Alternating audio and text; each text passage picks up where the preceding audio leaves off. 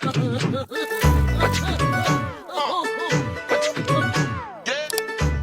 বৌমা, রান্তি কত সময় লাগে?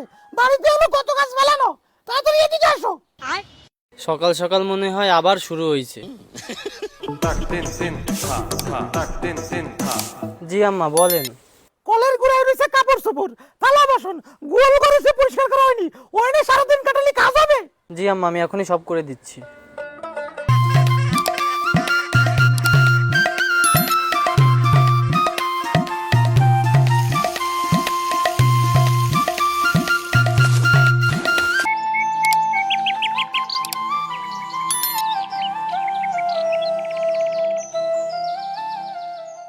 তুই যে কাপড় ধুতে আর নাইরে দিতে যদি এত সময় লাগাও, তাহলে ভাতটা রান্না কোন আর আমরা খাবো কোন?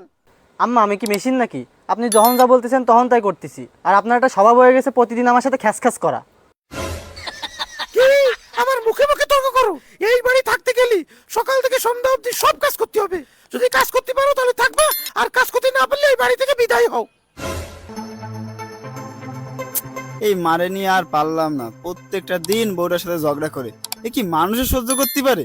সারাদিন এত কাজ করার পরেও আপনার মন পালাম না। তুমি ওর সাথে ওর খাওয়া পড়া উঠা বসা সবকিছু নিয়ে খ্যার করতে থাও। এই খ্যার কেন করো দজ্জাল শাশুড়ির মতো? তুই আমারে দশজাল শাশুড়ি বলতে পারলি?